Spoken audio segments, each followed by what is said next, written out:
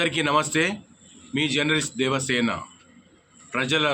ప్రజల కోసం పోరాడే మీ జర్నలిస్ట్ దేవసేన. డబ్బు కోసం కాదండి, ప్రజలు ఎక్కడ కష్టపడితే అక్కడ ఉంటాను, అంతే నాకు కావాల్సింది. ప్లీజ్, అడ్లూరికి పొన్నం క్షమాపణ చెప్పడం జరిగిందండి. అడ్లూరి లక్ష్మణ్ కుమార్కు క్షమాపణ చెప్పడం జరిగింది. ఆయన ఉద్దేశించి తానేమి అనలేదని వెల్లడి. టీపీసీ చీఫ్ చొరవతో సద్దుమణిగిన వివాదం సమస్య ఇంతటితో ముగిసిపోయింది. అట్లూరి మంత్రులు, తాను కూడా ఒక దళిత మంత్రే కదండి, మీరు మంత్రి, ఆయన మంత్రి, అయినా కూడా మీకు అది పోవడం లేదు. గౌడ్ గారు, పొన్నం ప్రభాకర్ గారు, మీరు మారండి దయచేసి.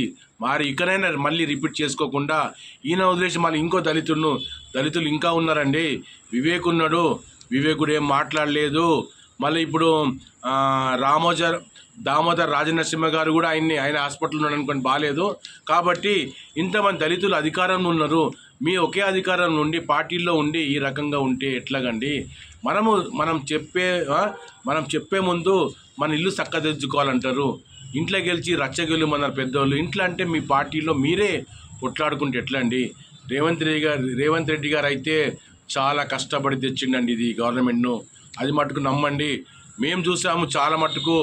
టీఆర్ఎస్ గవర్నమెంట్లో ఆయన కూతురు పెళ్లి కూడా ఆయన హాజరు కాలేని పక్షము తర్వాత వచ్చాడు. అయితే పోలీసు వాళ్ళు ఇన్ని రకాలుగా ఎక్కడికి వెళ్తున్నావు ఏంటని ఆయన నిలదీశాడు, భయపడలేదు, చాలా డేర్గా చేశాడు. ఎవరు మిమ్మల్ని పంపింది అంటే కేసీఆర్ పంపింది కదా అని నిలదీశాడు. అది ఆయనలో సత్తా ఉంది, ధైర్యం ఉంది. వయసు కాదండి, మీరు సీనియర్ ఉండొచ్చు, మీరు వేరే వాళ్ళు హనుమంతరావు అని ఇంకోరు అని ఉండొచ్చు. మీరు అవన్నీ చూడకండి. ఆయన ధైర్యవంతుడు, ఆయన సీఎం పదవి దక్కింది, అంతే చాలు.